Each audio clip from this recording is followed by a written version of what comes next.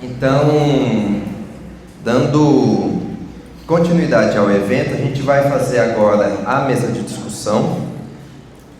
E como que vai funcionar? Nós temos algumas perguntas norteadoras, mas a ideia principal é que vocês façam perguntas e que essas perguntas cheguem até nós. A Ana, que está com as mãos levantadas, Ana, você pode vir em algum lugar mais visível para o pessoal te ver? Em algum canto. A Ana está com perguntas, então quem quiser fazer uma pergunta, levanta a mão, a Ana vai até você, você escreve a pergunta e ela entrega para mim as perguntas que forem sendo feitas, ok? E nós temos uma mesa aqui para responder, para lidar um pouco mais com as questões que foram já trabalhadas pelo Rafa durante a palestra. E eu só peço para que os membros façam uma pequena apresentação. Vou começar por mim, como eu já falei, me chamo Natan. Eu sou formado em História e atualmente faço mestrado em História pela Unesp. Eu estudo inclusive um historiador que é um especialista em reforma protestante, francês, chamado Émile Leonard. E também sou professor de ensino religioso, geografia e história. Como uma parceria da ABU, também acho que convém falar, eu sou diretor regional da ABU de São Paulo, Mato Grosso do Sul também. Vitória? Boa noite, gente. Eu nem preciso do microfone.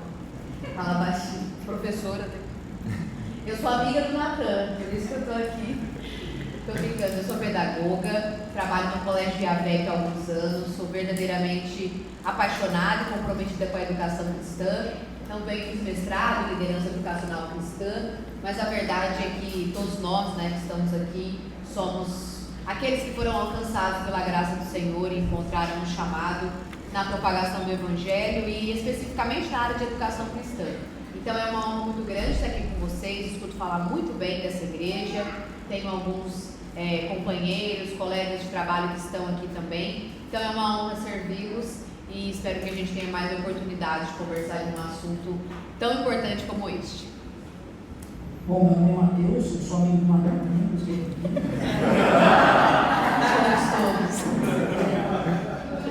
tive a honra de ser professor dele, para mim, muito bom ver eles crescendo. Não vou falar que é muito tempo, porque senão não revela a idade. A gente se formou em 2015. Luciano também. Já temos 10 anos que a gente se formou, então você imagina. Não façam os cálculos. Eu tenho formação em teologia, sou graduado em administração de empresas e filosofia, sou professor, ali em ABEC, hoje, graças a Deus, professor de filosofia, ensino religioso, ensino médio e exerço a capelania, mas assim, o principal mesmo é, com a graça de Deus, no servo do Senhor, a propagação do Evangelho. Com as nossas casas a gente procura viver e praticar o que a gente ensina. Mas eu amo ensinar a palavra de Deus e graças a Deus, com todas as minhas limitações, Deus tem me sustentado e dado graça para isso. Então é muito assim, privilégio poder fazer o que eu faço para a glória de Deus. Boa noite, irmãos. Eu sou o Levi, eu sou pastor da Igreja Cristã Reformada Raiz aqui embaixo, o pastor João Augusto está ali atrás. Eu formado também em Teologia e História e dou aula no IAVEC de História, Ensino Religioso, Geografia. Esqueci de falar, o principal, que eu também sou amigo do Natan. Para começar assim, esqueci, tá vendo? Também sou amigo do Natan. É um privilégio estar com os irmãos aqui, conhecer o pastor Rafael. Primeiro, a gente se fala no vídeo só, né? Privilégio estar com os irmãos aqui. Espero que seja uma noite produtiva. Rafael já foi apresentado aqui na palestra. É Sou o único que não sou amigo do Natan. Mas como eu sou pastor dele, ele teve que me convidar. Bom, pessoal, então enquanto as perguntas vão sendo feitas, eu acho que uma pergunta norteadora para a gente começar, e que talvez seja interessante, quais foram os principais fatores que levaram à eclosão da reforma protestante no século XVI. Então, uma pergunta para contextualizar, para trazer um panorama histórico de por que a reforma aconteceu. Okay?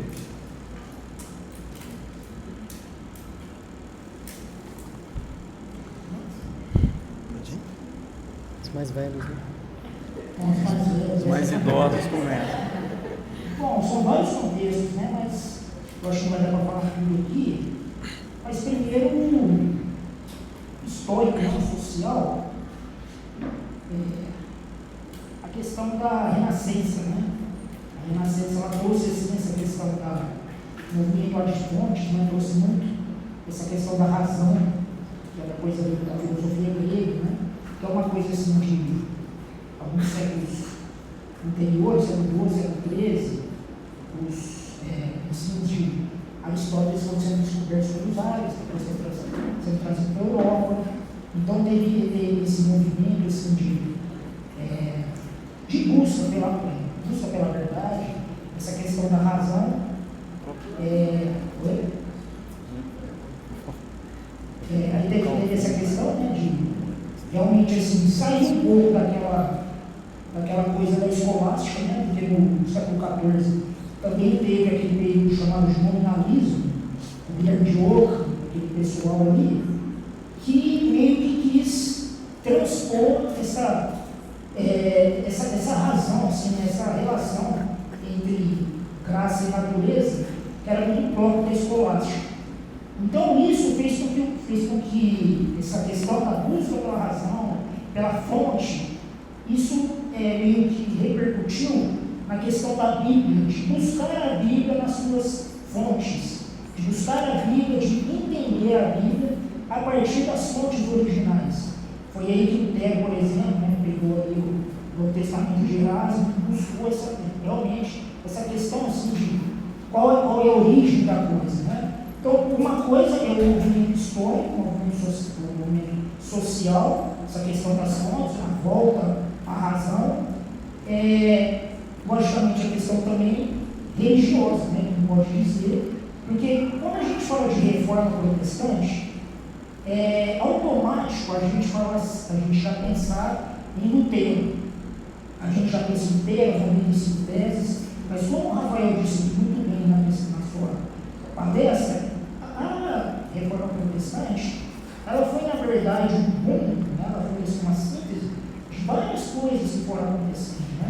Se a gente pegar já no século XI, a chamada reforma de Cluny, né? A reforma monástica, ali de Bernardo de Claraval, no século XII, a questão dos valdenses, os franciscanos, os dominicanos, os pré-reformadores, né? Principalmente o Wycliffe ali na Inglaterra, essa questão assim, do retorno da palavra.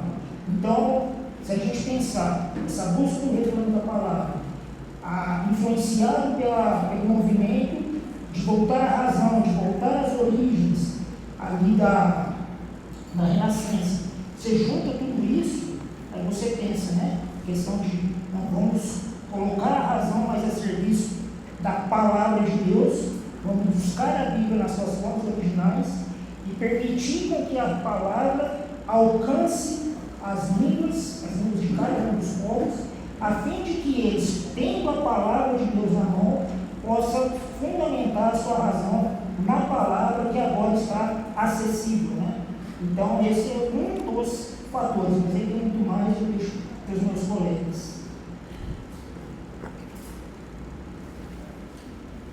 Eu vejo que há essa influência no pensamento da sociedade, que estava naquela época muito propício a receber uma ideia contrária à ideia majoritária institucionalizada.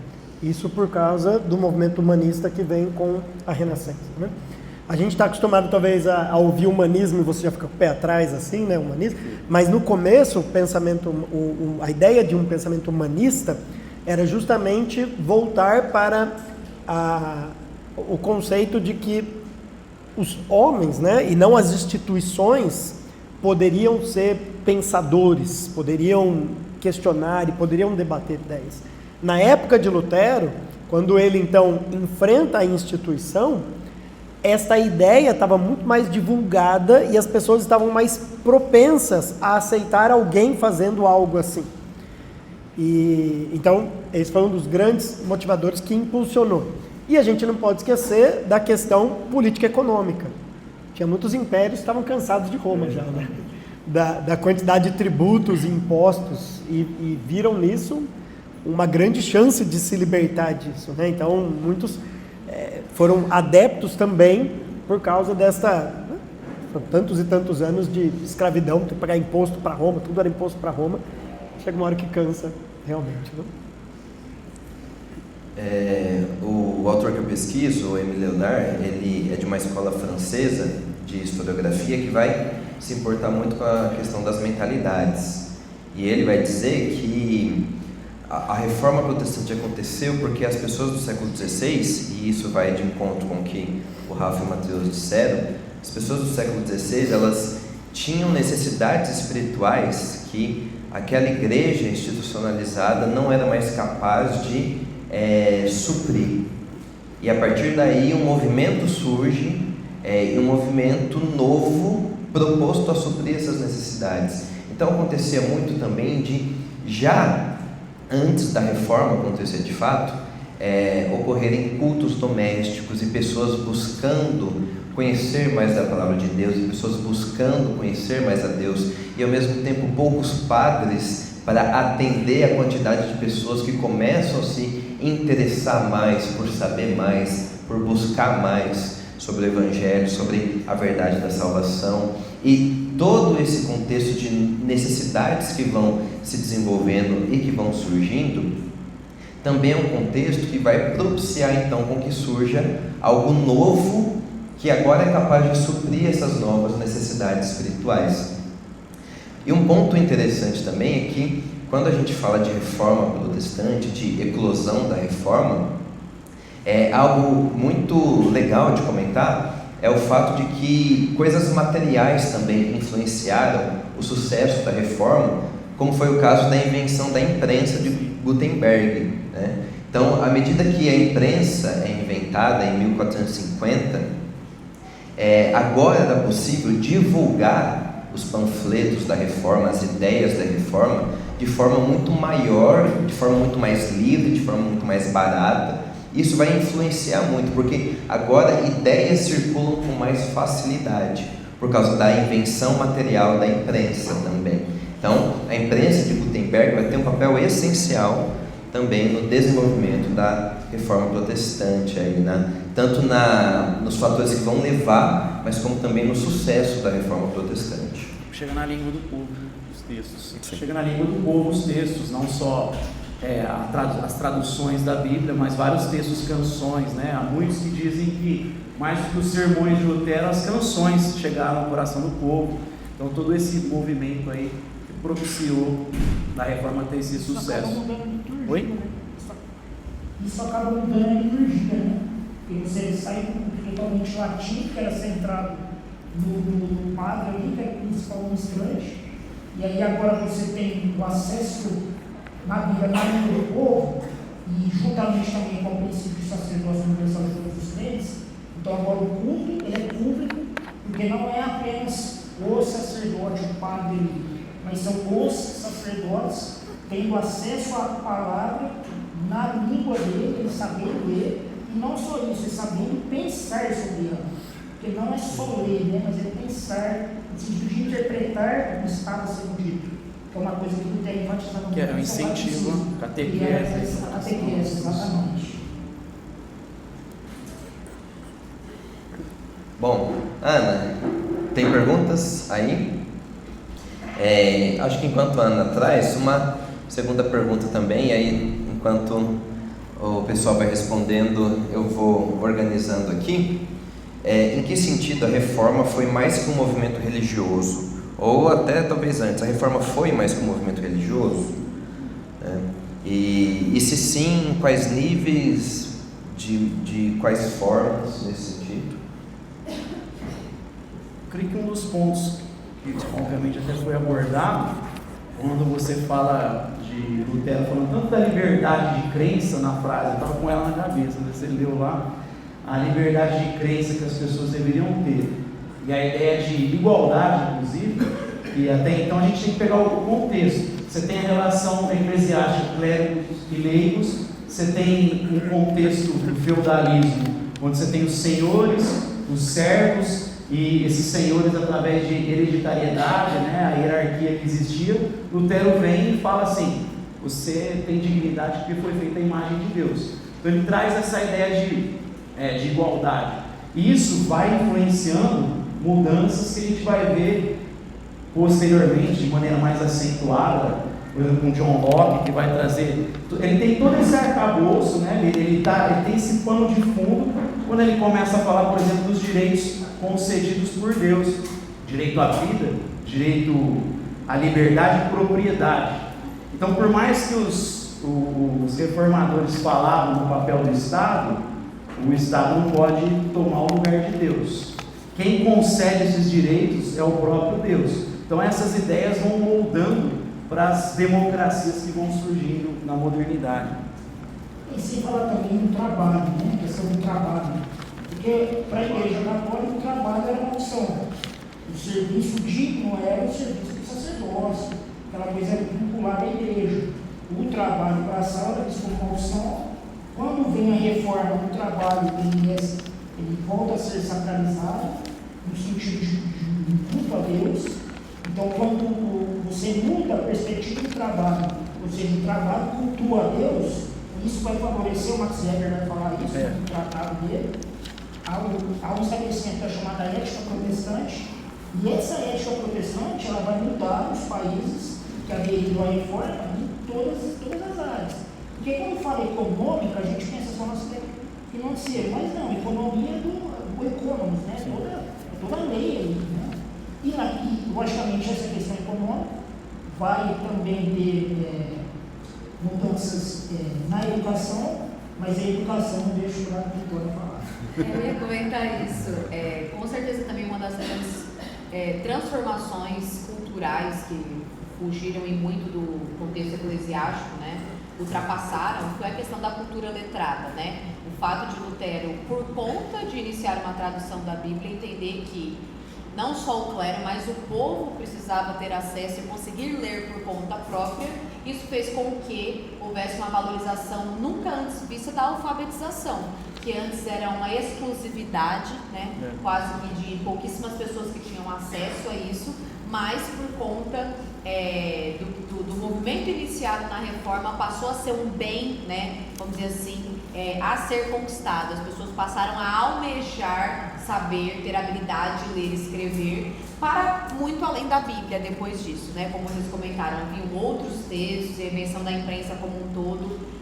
Isso também teve na reforma o seu estopim, né? Pelo menos um ponto de partida para a valorização de uma cultura letrada. Hoje talvez a gente não consiga nem imaginar o que seja, porque já estamos numa cultura 100% quase que letrada, né? Mas naquele contexto, ser capaz de ler, se comunicar através da escrita, né? Conseguir compreender uma ideia que foi escrita por alguém num outro contexto, num outro ambiente, num outro país, que chegou até você e você consegue usufruir, né? Ter acesso àquela ideia, àquele movimento, isso tudo era completamente disruptivo para a época, né? E ultrapassou em muitas fronteiras, né? Da igreja. Não foram só a Bíblia que os mais novos alfabetizados passaram a ler, enfim, produzir também, né? Porque essa que era a ideia. Pegando carona no que foi dito sobre liberdade, um outro fator importantíssimo para o desenvolvimento do Ocidente é você tirar as várias esferas da sociedade da tutela da igreja. A gente tem que pensar, a igreja era o crivo de certo e errado, de verdade.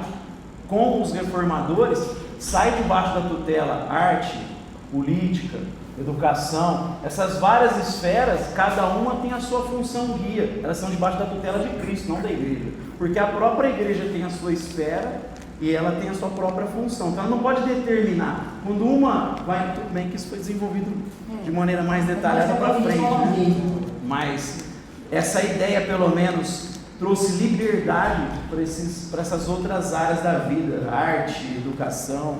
Não, só fazendo uma lembra, Quando eu falo educação, a gente não pode cometer o erro de dizer que a reforma protestante criou a educação, fez educação a partir de... Até então não tinha, era todo mundo burro, e a reforma protestante criou. Não. A Igreja Católica investiu muito em educação. Se você pega, estuda o período de Carlos Magno, para o Carolíndio, as primeiras universidades são católicas.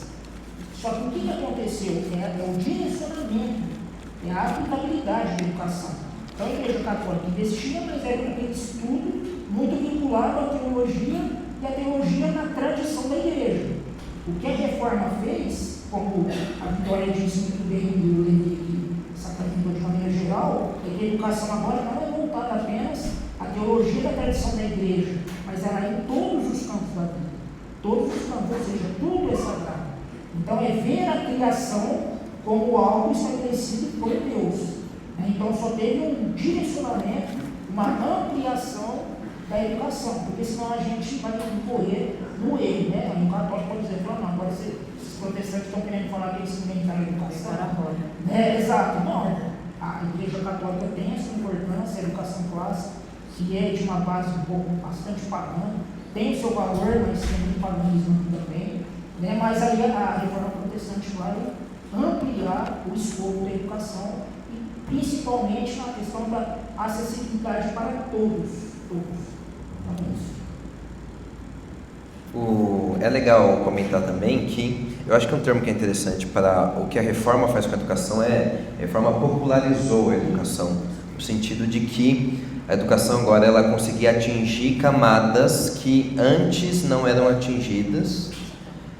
Obviamente que ainda existia uma dificuldade de atingir todas as camadas sociais nessa época da eclosão da reforma, mas os reformadores Lutero, Melanchthon e outros, eles defendiam, por exemplo, a ideia de uma escola pública, de uma escola guiada pelo Estado, para que a educação ela fosse acessível para meninos e meninas, né? Que também é uma inovação aqui, principalmente levando em consideração o que o Rafa falou do sacerdócio universal dos crentes, que é a ideia de que, uma vez que todo cristão é um sacerdote diante de Deus, ou em outras palavras, todo cristão tem acesso direto a Deus, todo cristão, independente de qualquer fator, ele tem que ser educado, ele tem que ter a possibilidade e a responsabilidade de aprender, ler, né?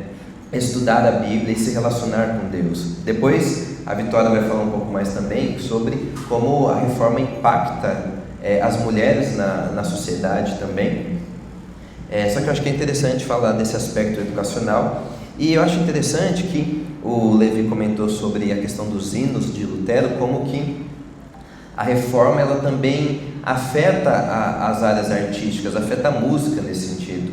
Lutero começa a compor hino, e Lutero faz uma mudança simples na liturgia de culto, mas que muda completamente tudo, que ele introduz a ideia do canto congregacional, ou seja, antes o canto era feito normalmente por um coro profissional na frente da igreja, só que a partir da reforma toda a igreja passa a cantar junto. O povo era mais espectador antes praticamente. Sim. Da reforma litúrgica, como que trouxe como E isso, o professor falou que é por conta da reforma litúrgica, isso vai democratizar então o canto e a adoração e vai inspirar os próximos séculos de música cristã. É dessa escola de pensamento protestante que, por exemplo, vai vir o Johann Sebastian Bach e outros grandes compositores que era luterano, por causa dessa democratização também da música que acontece na Reforma Protestante. Bom, agora então a gente vai entrar para as perguntas. Se alguém tiver mais pergunta, Ana, você pode pegar aqui, fica com você. Se alguém tiver mais pergunta, pode fazer. Aquelas arrebentadas. Eu tentei separar aqui e ordenar em ordem de temas. Eu vou começar com duas que se relacionam bastante. Eu já vou começar respondendo um pouco, que é um pouco minha área, assim, né? Historiografia e tudo mais. Max Weber é um respeitadíssimo sociólogo no meio acadêmico. Até que ponto ele está certo em seu livro A Ética Protestante e o Espírito do Capitalismo? É correto dizer que sua análise da ética do trabalho está certa, mas errado o que ele disse sobre a relação entre eleição, predestinação e prosperidade? E a segunda pergunta, que eu acho que se relaciona com essa, é como se deu a influência da reforma na economia historicamente? No que contribuiu Max Weber para essa compreensão em seu livro Ética Protestante e o Espírito do Capitalismo? Há críticas. Então, basicamente, para quem não conhece a obra do Max Weber, ele foi um sociólogo do século XIX, e essa talvez seja uma das suas principais obras. Assim. O Max Weber, ele percebeu uma coisa, assim, e a tese dele, a pergunta que ele faz ao realizar a pesquisa dele é: por que as sociedades protestantes, as nações que têm o protestantismo como religião oficial, parecem prosperar mais do que as nações católicas? Ele vai se propor a responder isso nessa obra, e a ideia dele é justamente por conta da ética protestante. Segundo o Max Weber, a ética protestante, a forma como os protestantes viam o trabalho, vai influenciar diretamente na prosperidade dos países protestantes e vai fazer com que eles sejam, consequentemente, mais prósperos que os países católicos. E quando ele fala dessa ética protestante, ele fala de dois pontos principais. Primeiro, ele fala do conceito de vocação, que foi o conceito que o Rafa trabalhou. Então, essa ideia de que não existe essa separação que existia antes da reforma protestante entre natureza e graça, ou secular e sagrado. Antes da reforma protestante, os trabalhos que eram vistos como sagrados eram apenas aqueles trabalhos voltados para a igreja. Então, você ser um sacerdote, você ser um monge, você ser alguém recluso em um monastério, enquanto que os outros trabalhos eram vistos como seculares. Como o Rafa explicou, a mudança que Lutero faz é dizer: todo trabalho é sagrado diante de Deus. Ou seja, se você faz o seu trabalho de forma justa, se você dá o seu melhor, você está fazendo isso para a glória de Deus. A partir daí, então, todo protestante vai buscar dar o seu melhor em seu trabalho, vai buscar, por exemplo, se for um sapateiro, fazer os melhores sapatos, vender esses sapatos pelo preço mais justo possível. E tudo isso, essa ética protestante, por isso que é o título do livro do Weber, né? Ética Protestante e Espírito do Capitalismo. Essa ética protestante vai consequentemente levar os protestantes a serem mais prósperos. Só para abrir um parêntese, né, que você está falando dessa maneira de encarar, tem uma filosofia dos shakers de fazer móveis. Os Guinés vai falar isso no livro dele, O Chamado, que assim, eles colocavam tanta excelência nos móveis que se dizia que a cadeira feita por eles era digna de um anjo se sentar. Se você virasse ela ao contrário, a excelência era feita em todas as partes, as visíveis e as não tão visíveis. E aí o pessoal de olhar sabia que tinha sido feita por eles, porque seguiam essa ideia.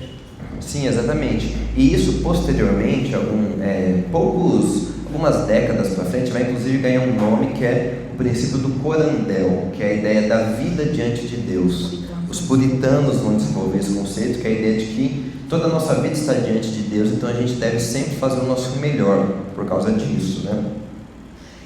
Esse é um dos pontos que o Weber vai trabalhar e que eu acho que está correto. Eu, enquanto alguém, um historiador falando, né?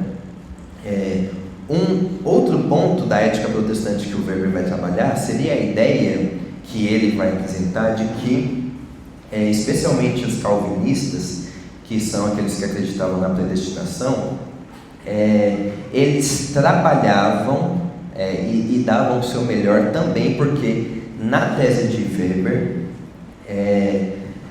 segundo Weber, a prosperidade financeira era algo que provava que aquela pessoa era uma eleita de Deus.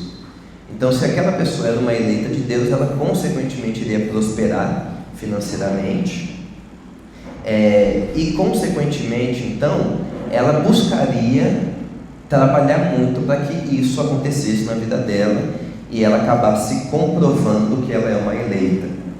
O problema dessa segunda parte da tese do Weber é que Quando a gente fala de calvinismo, a gente está falando principalmente de João Calvino.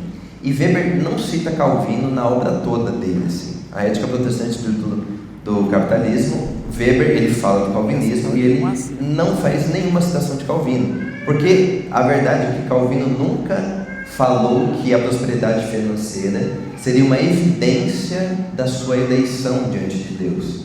O próprio Calvino passou por muitos problemas financeiros e de saúde. Quem conhece um pouco mais a história de Calvino vai saber, ao longo de toda a vida dele. Então, ele teve uma série de problemas de saúde e uma série de questões nesse sentido, o que nem faria sentido alguém com o histórico de vida que Calvino teve defender uma ideia dessas, né? E se há críticas ao pensamento do Weber, há esse detalhe de que parece que ele não interpretou Calvino bem, ou ele não leu diretamente a fonte de Calvino, ele não leu diretamente as obras de Calvino. Pode ser que ele tenha lido alguns autores que interpretaram Calvino, né? E há uma própria crítica na própria pergunta que ele faz, porque alguns autores vão também debater que não é necessariamente verdade que todos os países protestantes são mais prósperos do que todos os países católicos. Então, que talvez haja mais fatores para a prosperidade de países protestantes e de países católicos do que apenas a ética protestante desses países. Então, existem críticas na própria pergunta que o Weber faz, mas também no próprio método de análise que ele traz. E aí, então, eu deixo para vocês essa outra parte da pergunta, que como se deu a influência da reforma na economia. Se tem mais alguma contribuição aí? Eu acho que, para responder essa pergunta, é aquilo que a gente falou da questão da sacralização do trabalho, né? Que agora o trabalho também é algo feito por culto a Deus, ele não é mais visto como maldição, mas ele é visto como louvor a Deus. Essa é a ideia, né, da questão da vocação, ou seja, se eu fui criado para a glória de Deus, e tanto é que o primeiro ali, a confissão de Westminster é que o ser humano foi criado para a glória de Deus. A partir do momento que eu tenho consciência de que eu sou criado para a glória de Deus, tudo que eu faço por culto a Deus, e obviamente o fruto do meu trabalho, não só do meu trabalho, mas o fruto daquilo que eu faço vai ter implicações, obviamente, na economia. Só voltando um pouquinho na questão do Max Weber, o Charles Colson, no seu livro que agora nós veremos, ele faz também uma crítica em relação à associação que o Max Weber faz da ética protestante com o capitalismo. Porque assim, quando o Max Weber fala capitalismo, ele está falando de Adam Smith. E Adam Smith ele era assim, protestante, porém, Adam Smith ele bebe assim, de algumas bases protestantes, essa questão do trabalho, tudo, né? Isso vai falar da ordem, né? Da ordem social, da ordem do trabalho refletindo a ordem social, mas ele também tem um pensamento muito iluminista, bastante iluminista. O Charles Colson vai dizer que Max Weber ele não soube explicar muito bem o que é ética protestante, porque se ele soubesse, ele nunca iria associar ao capitalismo nesse sentido aí, de que todo cara que é predestinado, ele vai ser rico, ele vai ser próspero. Calvino nunca disse isso, e mesmo a ética protestante diz que o cara que é vocacionado, não é que ele vai ser próspero por mágica. Não, então eu tenho consciência de que eu tenho vocação, então eu não vou fazer nada para ser próspero. Não, se eu sou vocacionado, então tudo que eu faço vai para a glória de Deus. Se eu, por exemplo, eu como professor, se eu tenho consciência de que eu faço tudo que eu faço vai para a glória de Deus, eu vou dar melhor aula, consequentemente eu vou ser reconhecido por isso e a coisa vai melhorar para o meu lado. Então, essa é a questão, né? Então, Charles Colson ele faz essa crítica também, em relação à ética protestante, não tem muita ligação com o capitalismo de Adam Smith, que é o Embora alguns economistas vão dizer que o Adam Smith, por ser presbiteriano, dá uma base moral antes de falar de economia, no sentido assim, que ele não é uma área autônoma, desvinculada da palavra de Deus. Assim, tem esse, o pessoal geralmente faz essa defesa para Adam Smith. Talvez para equilibrar um pouco com essa ideia de lucro e tudo mais, tem aquele conceito puritano da vocação no trabalho, e para eles isso era algo tão importante que existem vários escritos puritanos que demonstravam o quão contra eles eram com aquela mudança de trabalho exacerbado. Tipo o que acontece hoje, né? O cara fica um ano numa empresa, acha uma oportunidade para ganhar mais, vai para lá, acha e fica lá.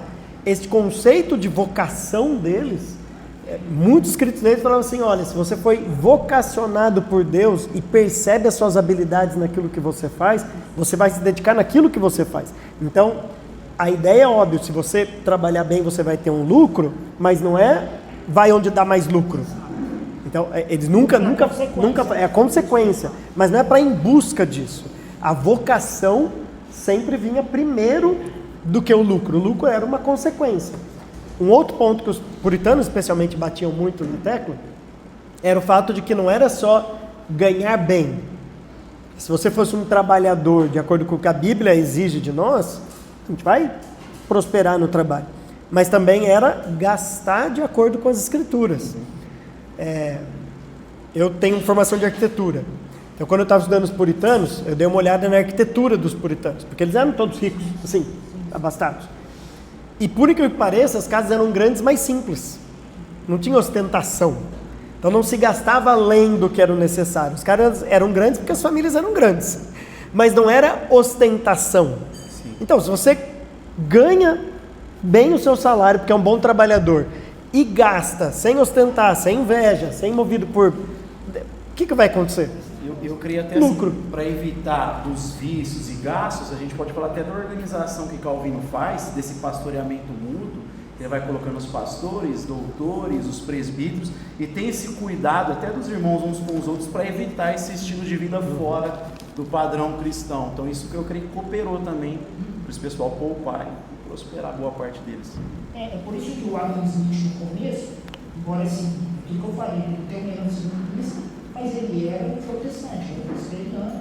É por isso que ele vai partir da questão da ordem, a ordem econômica na ordem social. Né? É que a crítica do Charles Scofield é que assim, o Max Weber ele tentou juntar as duas coisas, né? A igreja protestante, como se assim, então o capitalismo malvadão é culpa dos protestantes, mas não é exatamente assim. Às vezes ele previu um folheto da Irmã Ceia,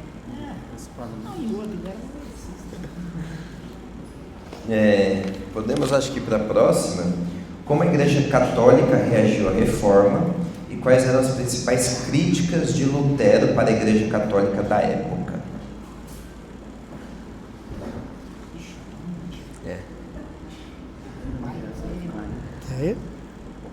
Bem grande. Então a resposta é grande. Bom, as críticas de Lutero, acho que todo mundo sabe das indulgências, né, de tudo que acontecia, de simonia, né, enfim, os pecados que eram envolvidos ali, aquela ideia. O que é simonia? Compra e venda de cargos religiosos, né? Então você podia comprar o seu cargo religioso ali numa determinada cidade, isso era simonia. As indulgências, né, a moedinha que caía no fundo do cofrinho que livrava uma alma do purgatório, né? Então, quando eu ouvi o barulhinho ali, era uma alma menos no purgatório, né, para a construção da Basílica de São Pedro. Então, e várias outras questões, né? Quando Lutero começou a investigar as Escrituras, especialmente o Novo Testamento grego, porque até então era o latino que era divulgado ali, né, com a Vulgata, ele começou a perceber erros de tradução na versão latina, que conduziu o catolicismo ao pensamento especialmente dos sacramentos. Por exemplo, Efésios 5 vai falar que o casamento é um sacramento, mas Lutero percebeu que era uma tradução errada e que o grego não falava isso. Então, quando ele teve acesso a esses originais, ele começou a questionar. Então, eram vários tipos de questionamentos que Lutero tinha. E interessante, eu não sei se você já leu as 95 teses, mas as 95 teses dele não é assim, vou começar um movimento novo, vou fazer uma reforma. Não, eram teses de questionamentos mesmo. De assim, olha, a gente precisa conversar sobre isso, a gente precisa ver, porque isso aqui não está muito certo. Mas eram proposições dele, eram frases, cada tese era uma frase assim, questionando algumas práticas, mas na intenção de um diálogo, na intenção de uma discussão mesmo. É bem provável que no começo eu não tinha essa ideia de que ia romper completamente um movimento totalmente novo. Na verdade, não é disputátil, né? É isso, ele queria entrar nessa disputa, exatamente. E a Igreja Católica reagiu, especialmente no movimento que foi conhecido como Contra-Reforma, né, da Igreja Católica. Nessa Contra-Reforma, eles enfatizaram algumas coisas que eles já faziam. Por exemplo, foi nessa Contra-Reforma que a única escritura aceita agora era a Vulgata. Então, até então isso acontecia, mas de maneira meio que informal. Quando Lutero chegou e falou, opa, espera aqui, aqui tem outras versões aqui para vocês, que eu traduzi, aí eles, não, agora a gente vai publicar um edito dizendo que não, é só a Vulgata que é oficial. Então, alguns movimentos aconteceram nesse sentido deles reafirmarem algumas crenças que já acontecia mais de maneira informal, mas que agora era regra ali para a igreja, realmente. Acho que um ponto também, quando ele fala da teologia da glória, além dessa confiança no homem, na sua própria justiça, na própria razão humana. Ele vai falar que a razão tem que se humilhar na cruz de Cristo. E aí tem a ver um pouco com o dualismo, inclusive. Então, essa confiança exacerbada na razão, que é a teologia escolástica, a influência aristotélica. Lutero vai falar que a Bíblia, a gente tem que se submeter à Escritura. Então, como existia essa visão influenciada pelo gnosticismo grego, que repercutia na ideia que a gente falou do trabalho, que o pessoal como se dividisse o mundo em sagrado e secular. Então, na época de Lutero, ainda se falava no catolicismo de dois telos, duas finalidades, né? É uma para Deus e uma natural. E tudo que era material era visto como ruim. E assim, Lutero vai colocar assim, não existe área da vida que seja autônoma, independente. A gente vai entender a vida a partir da Escritura. Então a razão também foi afetada pelo pecado, não só a vontade humana, como dizia Tomás de Aquino, a razão também. Depois a gente fala de efeitos noéticos do pecado, né? A razão também precisa ser colocada debaixo da palavra de Deus. Gostaria de aproveitar que nós temos uma presença feminina na mesa de discussão e antes de continuar as perguntas, eu gostaria de perguntar para a Vi qual que foi o impacto da Reforma Protestante na maneira como a mulher era vista dentro da igreja e da sociedade daquela época. Pois é, teve um impacto muito positivo para as mulheres e eu vou parafrasear aquilo que o pastor disse anteriormente. Se alguém pode criticar a reforma, critica por conta da reforma ter acontecido, e acho que o mesmo pode ser dito com relação às mulheres, né? O espaço das mulheres e o fato das mulheres terem acesso hoje, não só, obviamente, à alfabetização como um todo, mas o conhecimento, a academia, as universidades de maneira geral, elas também devem isso à reforma, né? Podem criticar, mas farão do alto do privilégio que a reforma deu a elas naquele momento. Então, assim, o lugar das mulheres não é nada novo, né? Lutero vai restaurar algo que o próprio Cristo e a verdade da palavra já traz desde o livro de Gênesis, né? Então, assim como, né, o Matheus também comentou, não é necessariamente algo que Lutero inventou ou que foi inventado na Reforma Protestante, mas a Reforma Protestante teve um papel significativo em reiterar, corroborar, corrigir o lugar da mulher como alguém em questão de dignidade, tão digna quanto o homem. E isso dizia respeito também ao seu sacerdócio e à sua possibilidade de acesso à palavra de Deus. Então, repito, isso não era nada novo, mas Lutero vem para, Lutero, enfim, todos os outros reformadores, e a reforma como um todo vem, talvez restaurar este papel que o próprio Cristo e o próprio Deus já havia estabelecido na criação, de que a mulher ocupa e tem um espaço, né, diante de Deus tão digno quanto do homem, ainda que os seus papéis continuem sendo distintos e haja um escopo e um lugar de atuação, e inclusive limitações com relação ao trabalho da mulher na igreja. Então, é evidente que as mulheres foram muito beneficiadas, né? Elas retornaram a um lugar que já pertencia a elas, de alguém que pode estar diante do seu próprio Deus, que responde por si mesma diante de Deus, que inclusive precisa buscar por si mesma o seu Deus, com a leitura da palavra, a oração, uma vida dedicada, ele vai reforçar ainda mais o papel como esposa e mãe, né? São coisas que a reforma protestante reforça ainda mais com relação às mulheres e que nós, enquanto cristãos, corroboramos, né? Que é o escopo específico que Deus estabeleceu para a mulher, ainda que ela seja igual ao homem em dignidade, em, vamos dizer assim, sacerdócio, em paternidade, né, com o próprio Deus. Ela possui um escopo, um lugar específico que pertence só a ela e não ao homem. E existem áreas e funções que Deus delegou ao homem e não delegou a elas.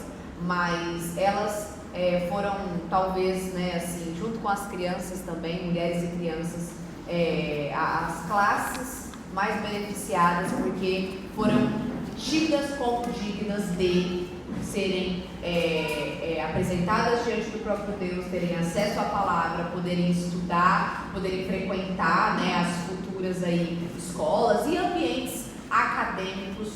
Tudo isso se deve à influência da reforma. Não necessariamente você vai encontrar, né, até existem, mas não é tão comum Lutero falando isso, ou nada no Medicina Tese, não tem nada disso, né, mas é um movimento, como a gente comentou, foi para muito além, né, das somente questões teológicas. Também foi um movimento cultural, também foi um movimento que pavimentou a cosmovisão cristã dali em diante.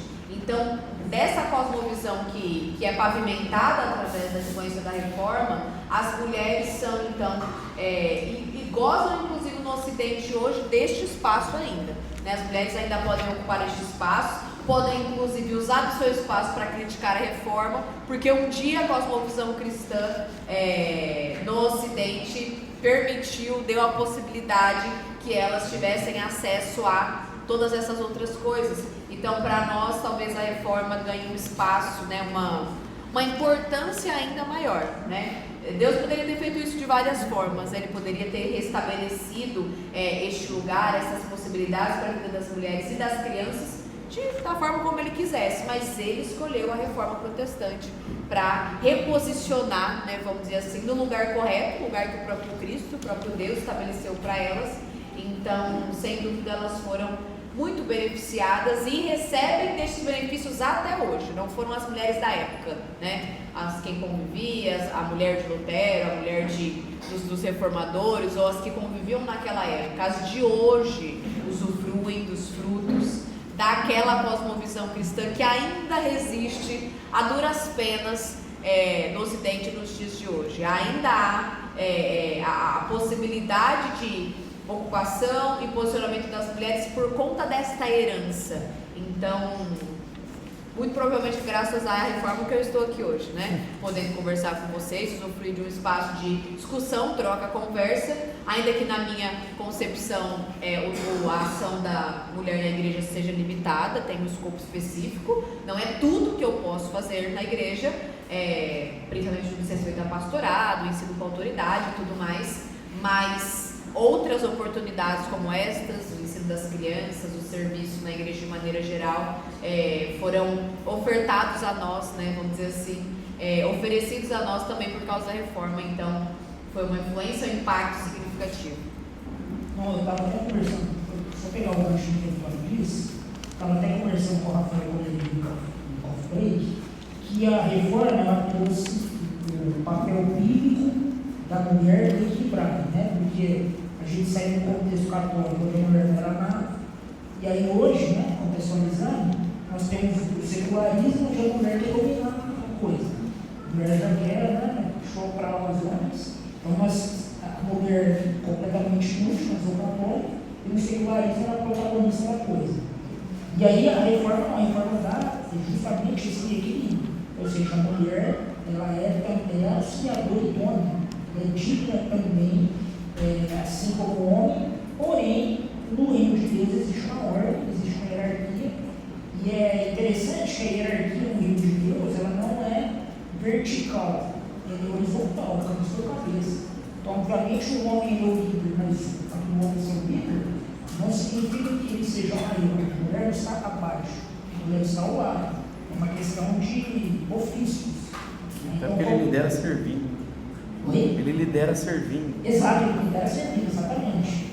Então, assim, é muito importante isso que o pai falou, porque, infelizmente, muitas igrejas cristãs que não têm a consciência e conhecimento desse retorno da tradição protestante, começam a aplicar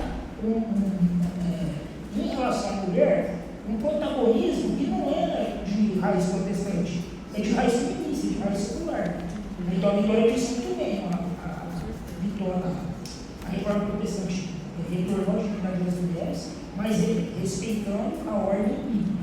Isso é muito importante de ser dito e de ser lembrado sempre. Lembrar que é sempre reformando. Sempre reformando, exato. Agora a gente vai focar só nas perguntas, porque já são 10 horas.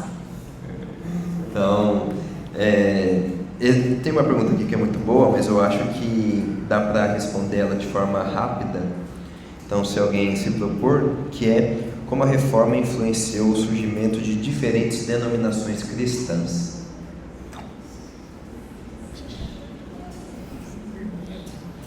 Rápido. É porque eu acho que tem um equívoco também que surgiu.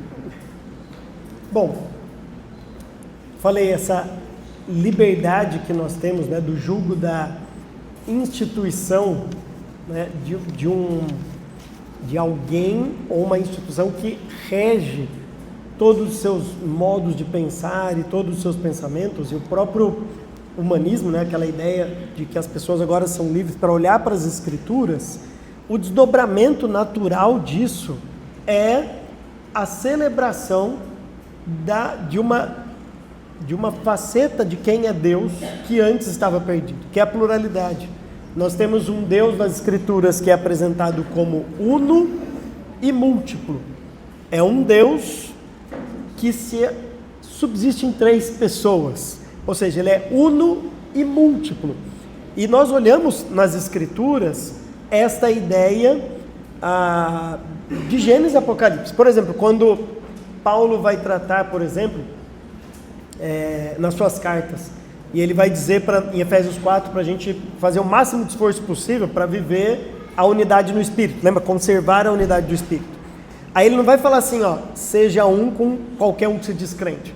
Ele vai dar os balizadores ali. Há um só Deus, um só Senhor, uma só esperança, uma só fé, uma só batismo. Ele fala, são 7 características que ele mostra ali, que ele diz, isso é o escopo da fé, é aquilo que é inegociável. Mas vai chegar em outros momentos, que Paulo chega lá em Romanos e fala assim, há alguns que pensam que alguns dias são mais importantes. Literalmente assim, há dias e dias, no original está assim. Outros acham que todos os dias são iguais. Aí quando você espera que ele vai assim, não, agora eu quero, é isso que tem que ser, vocês têm que pensar assim, é falar, quem acha que um dia é mais importante, faz isso para Deus. E quem não acha que faz isso para Deus também. Você vê que a própria Escritura apresenta a nossa fé como una, é aquele centro que é inegociável, mas múltiplo ao mesmo tempo. De modo que a única crença verdadeiramente tolerante é o cristianismo. Vá falar para os muçulmanos que você discorda de alguns pontos que eles levantam lá. Você concorda com um núcleo ali, mas você é contra um monte de coisa ali. Vai falar em outras vertentes que você discorda dos pensamentos. Chega numa dessas seitas que nós temos por aí, não sei se pode citar nome assim, tá gravando, né? Mas fala assim, eu concordo com tudo, só discordo da Ellen White. Vai falar isso lá. Eu só não vou falar o nome da seita. Mas fala assim. Que é adventista. Agora, a gente está aqui reunido com igrejas que vão ter as suas diferenças. E nós que somos pastores aqui, a gente tem gente na igreja que pensa diferente da gente, a gente se une na mesma igreja, com pensamentos distintos. Isso não é um problema.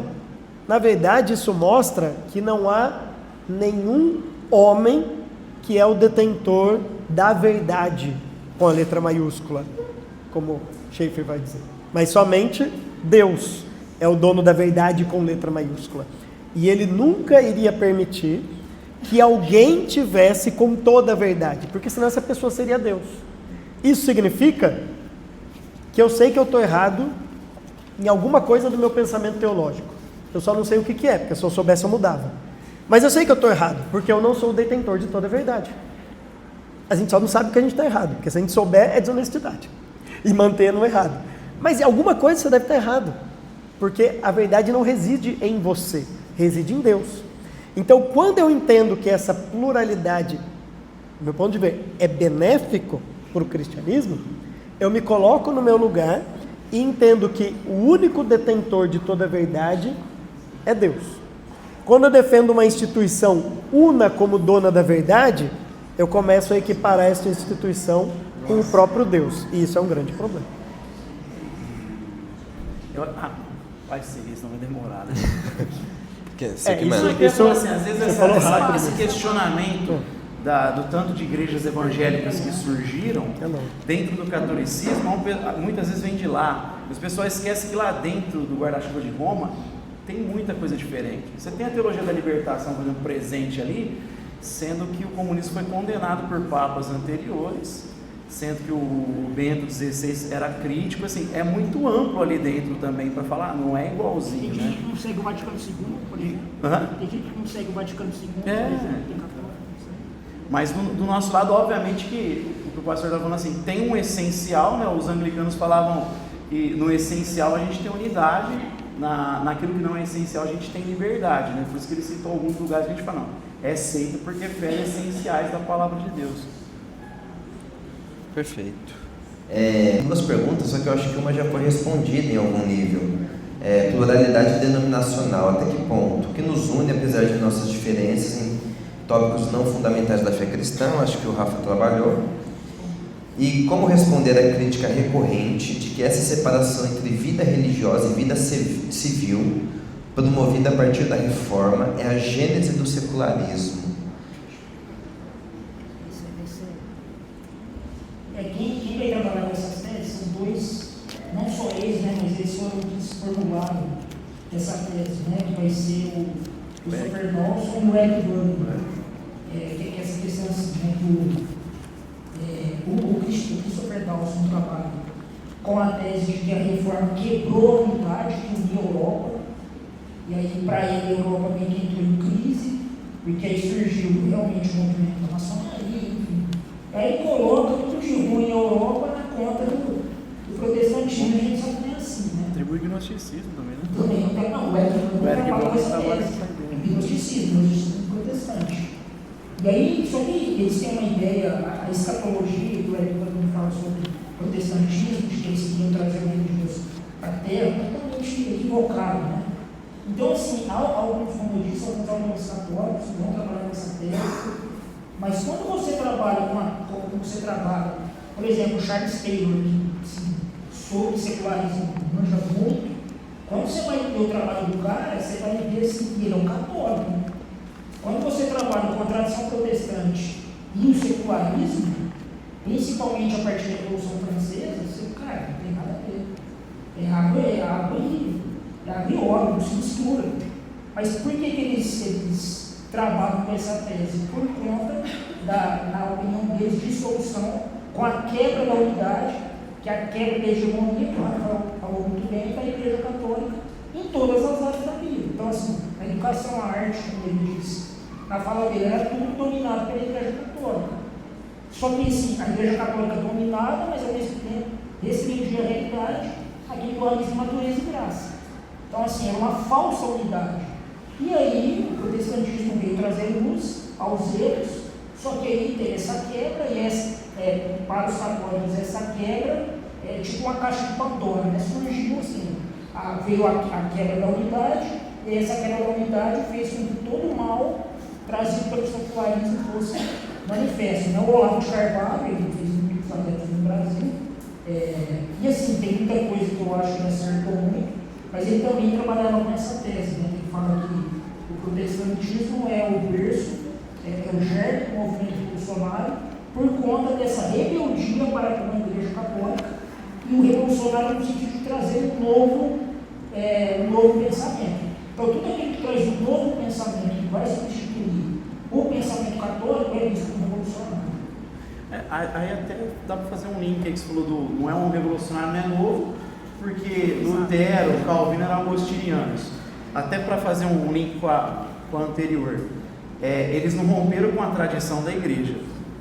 Então, uma das formas da gente ter saúde para ler a Escritura é a gente ler tendo os credos ecumênicos, por isso que eles fizeram concílios, porque a gente não faz teologia individualmente, a gente faz em comunidade, que aí a gente evita cair no erro. Então é com a comunidade local que a gente faz parte e com a comunidade histórica. Isso já nos ajuda a não cair num erro. Todos eles liam os pais, né? Oi? Todos eles liam os pais da igreja. Eles liam os pais, então não é um movimento. Eu não sou da igreja que nasceu lá meio com Lutero. A gente tem que ler toda a história da igreja. Posso só um adendo rapidinho?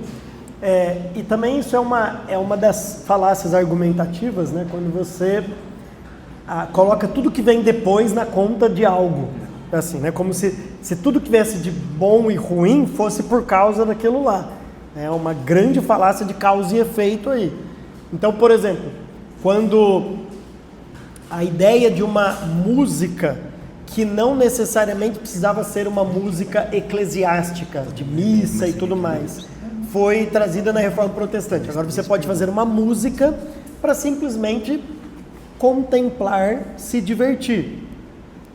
Daí veio músicas ruins depois disso?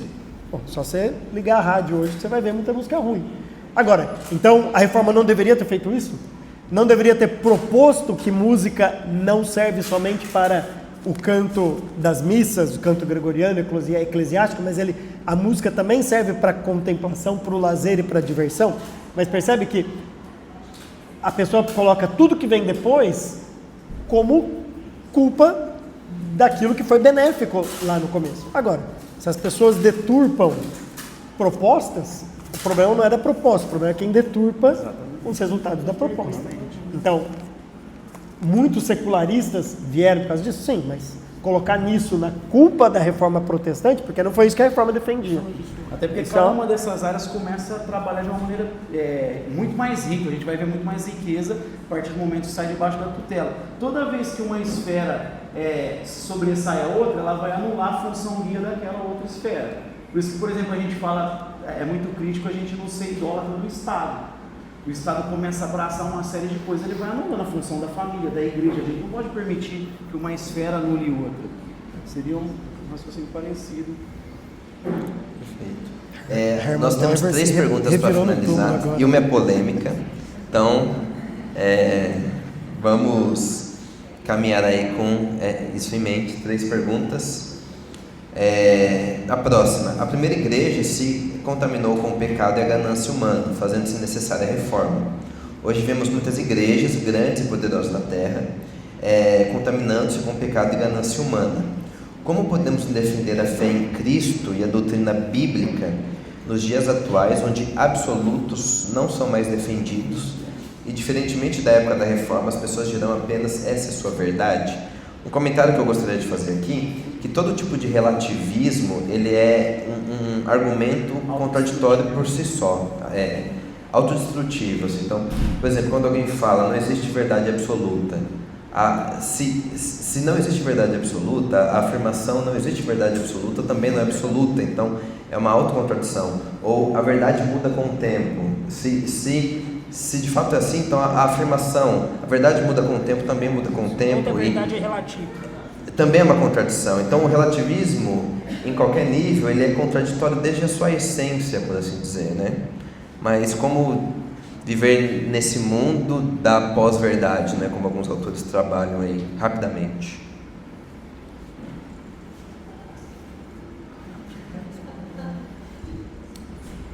Bom, eu posso falar para vocês com isso, para que a gente não pode pensar, agir de acordo com a filosofia do mundo, que é o que vai falar em Romanos 12:2 também, não nos conformeis com esse século.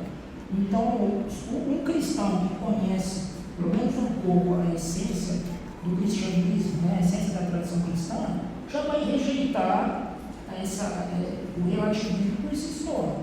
Porque Cristo é a verdade absoluta. Quem teve aqui, no evento que a gente falou do cristão da ciência, eu falei de Jesus como verdade antropológica, a verdade teológica, a verdade cosmológica e a verdade epistemológica. Então, assim, Cristo é verdade sobre todas as coisas. E é sempre aquela questão, né? Se você diz que a verdade é relativa, essa afirmação é o quê? Então, é relativa, então você não está falando a verdade, como a Natan disse muito bem. Então, o cristão, ele já tem que refutar essa possibilidade de realidade relativa. Não, porque a realidade é aquilo que Cristo estabelece como verdade em todos os pontos da realidade. Então, uma coisa é simples. Não é uma questão que é reforma Deus. É a questão que lá em Gênesis já está lá. Disse Deus, haja luz e houve luz. É isso. E talvez a gente possa pensar não só naquilo que é diferente do contexto da reforma para o contexto atual, mas naquilo que é igual também. Estava citando a escola holandesa aqui, né? Eles falavam que existia 2 tipos de cosmovisão apenas. A cosmovisão cristã e a cosmovisão idólatra, apóstata. Então, lá era um tipo de apostasia. Hoje é outro tipo de apostasia. Mas, no fim, nós estamos lidando com corações idólatras que o direcionamento é para um tipo de idolatria, mas é o mesmo coração humano. Então, os problemas são recorrentes, embora eles vão ter direções distintas ao longo do tempo. Tem outras 2 perguntas que eu acho que tocam nesse tema, então talvez dá para a gente também dar uma pincelada, talvez fazer algum outro comentário. O iluminismo na Revolução Francesa buscou responder ao protestantismo de alguma forma, e a que eu acho que casa mais, né? Como a contemporaneidade buscou reinterpretar as contribuições da reforma secularmente.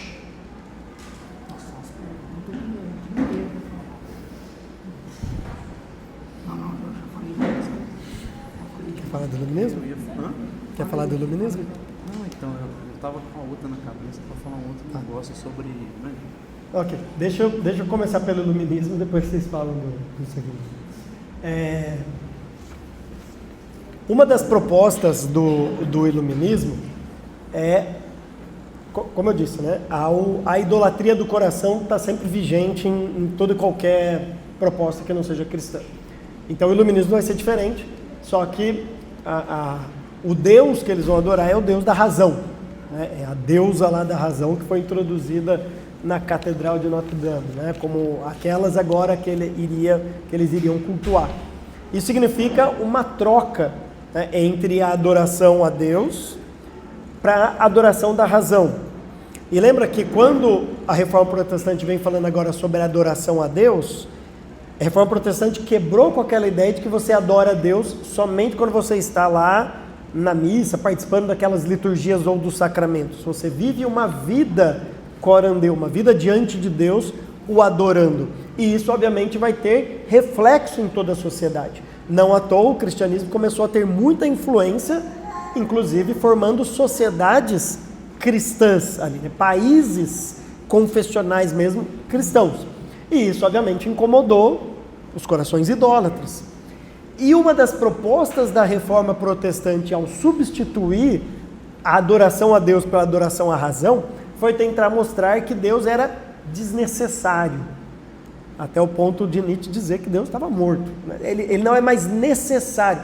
Eles diziam assim que não há possibilidade de um homem moderno trabalhar com a concepção de que Deus existe, porque nós não mais precisamos dele. A razão pode explicar todas as coisas. Mas o grande ataque para o cristianismo, no meu modo de ver, não é nem isso, porque isso é o que você espera deles mesmo. Eles são idólatras, estão fazendo aquilo que o coração deles fala para eles fazerem.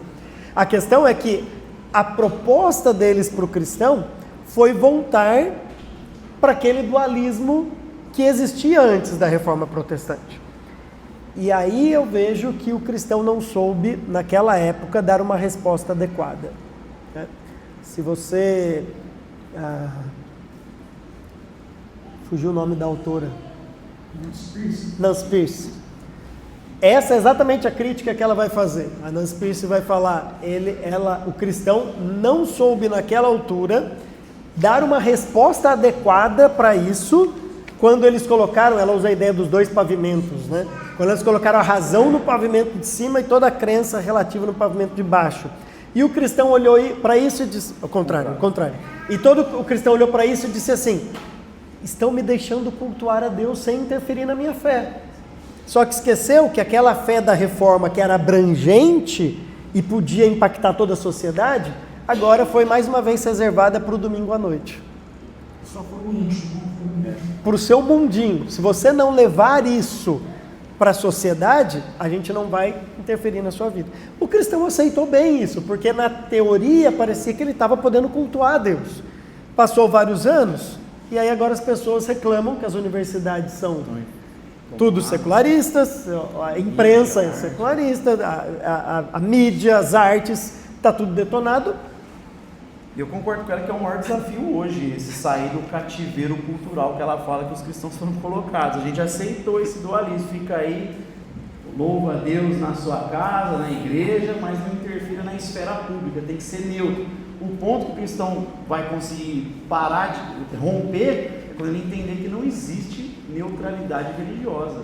Todo mundo começa a construir o pensamento de alguma coisa que ele considera divino, absoluto. Se ele coloca razão, se ele coloca matéria, energia no espaço, isso vai moldar a visão que ele tem do mundo, a visão que ele tem do ser humano. Vocês acham que a crise que a gente tem hoje, falando de identidade, toda essa discussão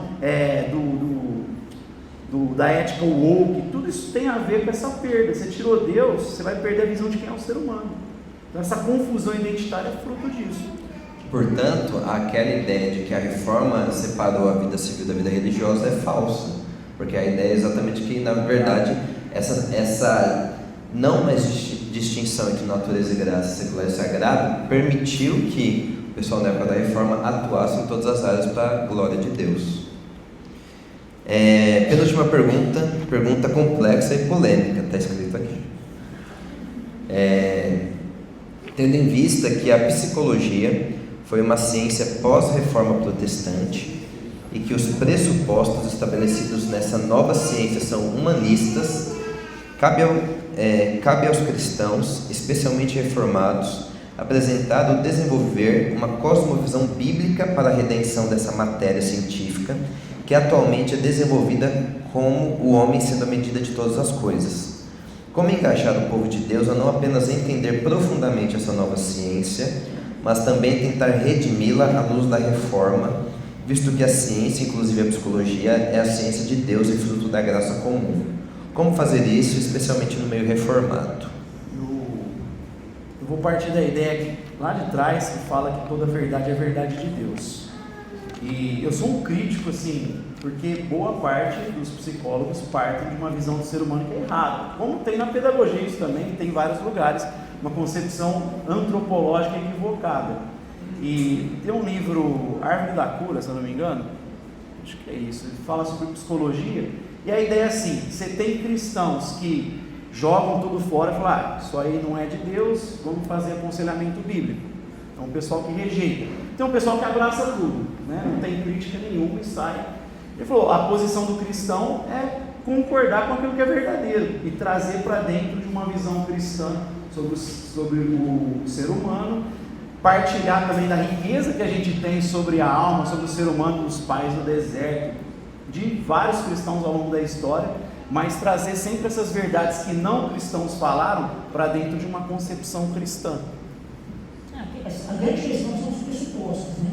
Porque, como ele falou, a psicologia é pressuposto humanista, é uma antropologia reducionista e uma carta mão. Só que o ser humano ele tem a realidade psicológica, ele tem essa realidade. E essa realidade precisa ser submissa e analisada à luz da palavra de Deus. Então, eu não sou contra assim, o uso da ciência da psicologia, desde que submissa aos pressupostos bíblicos. Então, o problema aí é questão de pressuposto.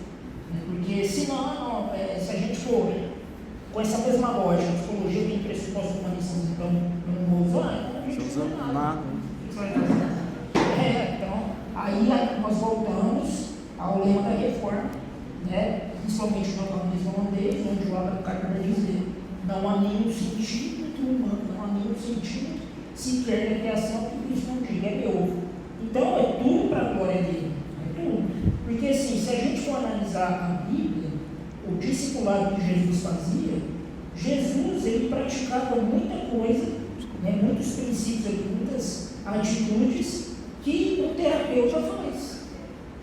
A questão é o quê? São os pressupostos. Porque nós precisamos de psicólogos cristãos que vão olhar o ser humano com a lente correta. Eu não vou olhar o homem como um produto, a matéria evoluída por meio da ação de leis naturais. Não, eu vou ver ele como criado à imagem e semelhança de Deus. E vou aplicar a ele os princípios da Bíblia. Então nós precisamos submeter toda a realidade aos pressupostos da Bíblia. Enxergando qual é o grande problema, né? Exato, e isso a reforma trabalhou muito bem. Eu acho que uma das grandes questões que os cristãos têm com a psicologia, e eu sou um deles também, é o fato de que quando a gente pega outras áreas do conhecimento, por exemplo, matemática, o que a matemática trata, essencialmente? Números, espaços, fórmulas e tudo mais. São coisas que a Bíblia não se propõe a ser. Há matemática na Bíblia? Sim. Mas a Bíblia não se propõe a ser um livro de matemática.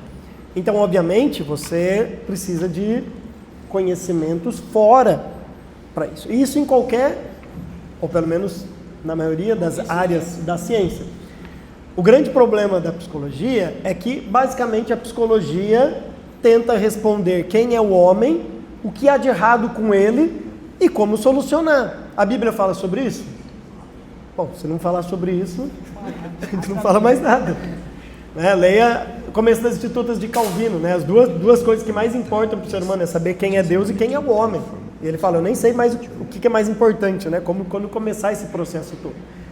E aí é o problema, porque é provável que você pegue um matemático para ler e concorde mais com ele do que discorde, porque a Bíblia não se propõe a ser um livro de matemática. Mas é provável que você lê um psicólogo e discorde mais do que concorde, porque ele está fazendo algo que a Bíblia se propõe a fazer com um pressuposto errado. Quer dizer que ele está totalmente errado, ou a psicologia está totalmente errada? Não, mas a tendência é a mesma coisa que você pegar um livro de religião. Você pega o Alcorão, a probabilidade é você talvez destacar duas frases e falar, aqui tem umas coisas legais, fala para, sei lá, amar o próximo e não explodir, enfim, coisas assim. Mas é provável que você vai discordar da maioria. Por quê? Porque a Bíblia se propõe a ser isso também. São pessoas com um coração idólatra escrevendo algo que a Bíblia se propõe a ser. E aí a tendência é discordarmos mais. Agora, há benefícios. A graça comum está aí, mas a gente precisa ser mais cauteloso nessas questões. Você fala, a Bíblia ela não tem conhecimento exaustivo, ela tem conhecimento unificado, Francis Schaeffer vai falar. Então a gente pode analisar e no que concordar traz para dentro de uma visão cristã. Para encerrar, eu vou pedir para a Vitória, pedir para ela fazer um comentário final acerca da pergunta: o que a reforma pode ensinar para a igreja de hoje? Acho que não tem necessariamente nada novo que a reforma possa trazer para a igreja de hoje, mas a palavra em si, sem nenhuma inovação, sem nenhuma grande novidade, sem nenhuma nova invenção, já é a própria contribuição para a igreja de hoje. Se nós tivermos a mesma disposição que eles tiveram de analisar minuciosamente a Bíblia e tivermos a mesma coragem e disposição para sermos fiéis à palavra de Deus a qualquer custo, como eles foram, essa já é a grande contribuição. Não existe uma nova sola, né, vamos dizer assim, ou uma nova questão a ser vista ou trabalhada. É lógico que os desafios desta era são outros, mas acho que o espírito, né, cuja a fidelidade, o apreço pela fidelidade, pela verdade da palavra e a coragem que existia naqueles corações para defenderem e lutarem por esta verdade da palavra, isso é algo que talvez nós precisamos retomar. Havia muita coragem entre eles, muita disponibilidade de se dispor, de encontrar inimigos, de pagar com a própria vida, de perder o seu conforto, o seu lar, enfim, né? Toda a sua dinâmica em prol da defesa da verdade da palavra. Isso é algo que, para esta geração, eu digo pela minha, perdeu-se drasticamente. Essa disposição de remar contra a maré e pagar o preço de estar remando contra a maré. Isso inclui muitas vezes perda de emprego, perda de promoção, perda de dinheiro, enfim, de conforto, de uma série de outras coisas, perseguição familiar, no trabalho, em outros ambientes. Isso é algo que eles tinham de sobra e que nós, enquanto igreja, né, no século XXI, nesta era, precisaremos adquirir e ter, porque de nós, né, não dá para fazer um comparativo, porque são realidades diferentes, mas nós estamos num cativeiro muito complicado e num entorno bastante, vamos dizer assim, ofensivo, né? A cultura secular está na ofensiva e nós na defensiva, enquanto malemar estamos conseguindo nos defendermos, que dirá, né, atacar, né, eu digo isso no bom sentido, mas realmente pleitear espaços e na sociedade como um todo, enfim, nos posicionarmos de maneira geral. Isso talvez nos pareça hoje uma realidade distante e é algo que seja uma mensagem para os dias de hoje, né? Bom, irmãos, espero que vocês tenham gostado.